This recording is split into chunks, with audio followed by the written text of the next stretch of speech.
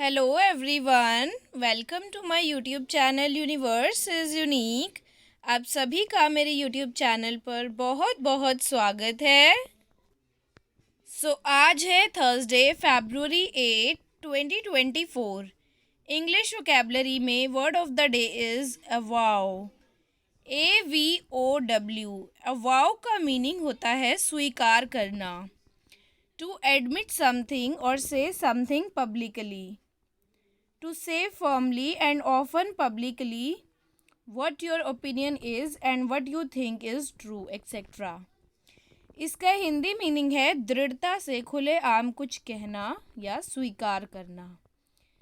अवाव का मीनिंग होता है स्वीकार करना, पब्लिकली एडमिट करना किसी बात को।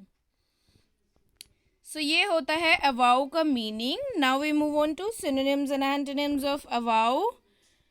अवाउ के सिनोनिम्स हैं डिक्लेयर, एसर्ट, अफर्म और state.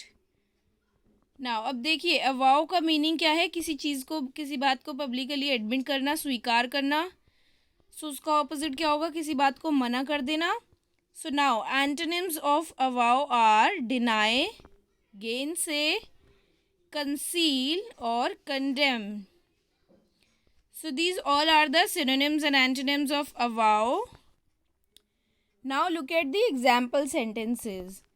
First sentence is, the whole world avowed that India is now on the path of becoming a superpower. Whole world यानी कि पूरा संसार इस बात को स्वीकार करता है कि जो इंडिया है, भारत देश है, वो अब एक सुपर पावर बनने के पथ पर है, यानी कि पाथ पर है, एक तरीके से उस रास्ते पर है। The whole world avowed that India is now on the path of becoming a super power.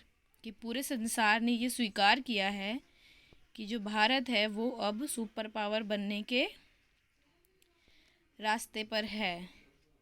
Now second sentence is, he avowed that he regretted what he had done.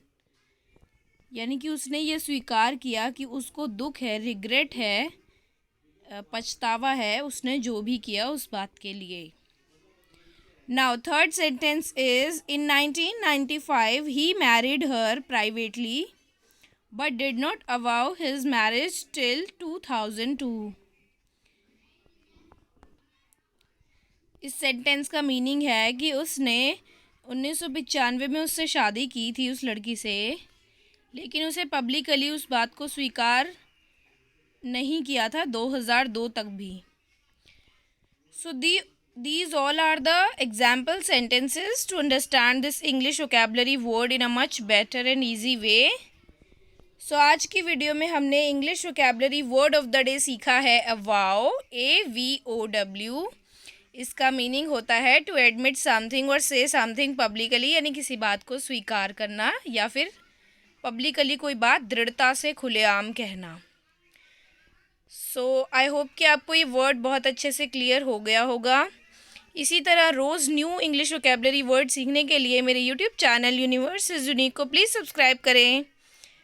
Thank you so much for watching.